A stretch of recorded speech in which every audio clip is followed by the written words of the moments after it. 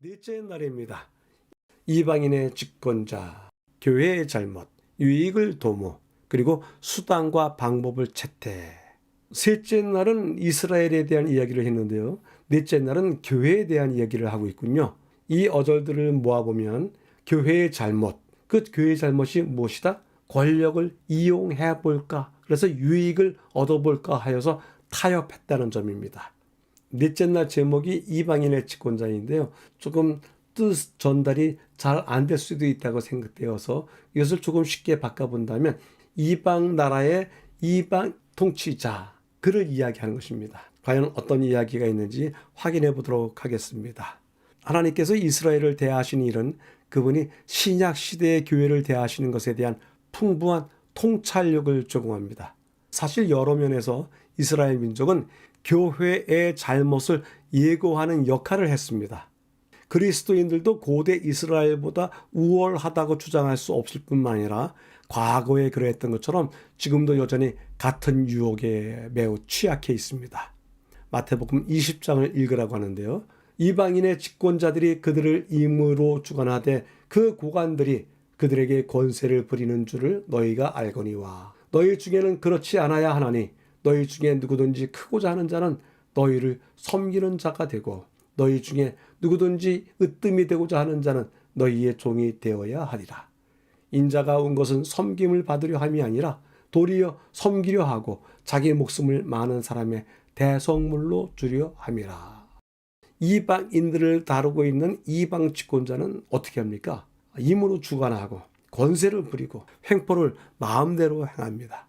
그런데 그렇게 되어서는 아니 되겠다, 그 얘기입니다. 너희 중에 누구든지 크고자 하는 자는 너희를 섬기는 자가 되고 라고 하는 말서부터 우리가 잘 기억해야 될 듯합니다. 이스라엘은 그 국가의 도덕적인 타락으로 이어지는 인간 왕을 요구했습니다.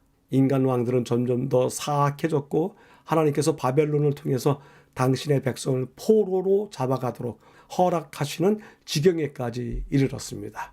중요한 부분에요. 교회 사회에도 그와 비슷한 일이 일어났습니다. 그들은 이방 나라와 같은 모습이어서는 안 되는데도 불구하고 콘스탄티누스가 집권하고 개종을 공언하자 신자들은 박해가 끝났다고 안도했습니다. 그런데 그 자체는 축복이었지만 교회는 황제의 권력을 이용해서 자신들의 유익을 도모할 수 있을지도 모른다는 생각을 하기 시작했습니다. 결국 4세기에 기독교인들 사이에서 몇 가지 주요 분쟁이 일어났고 교회는 그것을 해결할 수 없다고 느끼자 그들은 황제에게 그 문제에 개입해달라고 호소했습니다. 이때 이후로부터 그동안 주교들 사이에서 한 명의 고위 주교에 불과했던 로마 주교가 두각을 나타내기 시작했습니다. 교회는 종교 문제에 국가가 개입해 줄 것을 요청했고 국가가 개입하면서부터 상황은 점점 더 악화되었습니다. 옛날 이스라엘과 마찬가지로 기독교 역사에서 가장 어두운 장면들은 바로 교회가 세상과 타협한 직접적인 결과였습니다. 마지막 부분입니다. 이스라엘 왕들이 우상 숭배에 빠지고 권력에 대한 욕망으로 아이들을 우상에게 바칠 정도로 타락한 것처럼 교회는 점점 더 많은 이교 제국의 수단과 방법을 채택하므로 신실한 신자들이 교회 국가 연합체에 대한 위협으로 여겨져 순교당하는 입장에까지 이를 정도로 타락하게 되었습니다. 교훈입니다. 핍박으로 진리를 깨뜨리고자 했던 자기의 노력이 실패로 끝난 것을 보고 사탄은 일찍이 큰 배교를 일으켰던 타협적 방침을 다시 사용하게 되었다.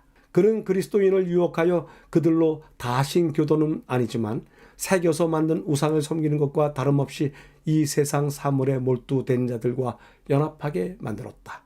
이와 같은 연합으로 옛 시대보다 더 심한 해독을 끼치는 결과를 만들었고 종교라는 가면 아래 교만과 사치를 마음대로 자랑하므로 교회들은 부패하여 졌다라고 전하고 있습니다.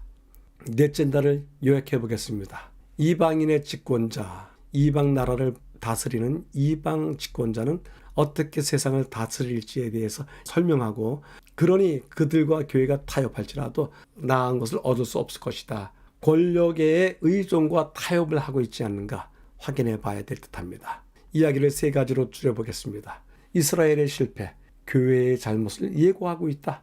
교회 역시 여전히 이스라엘이 받았던 유혹과 같은 유혹에 취약해 있다.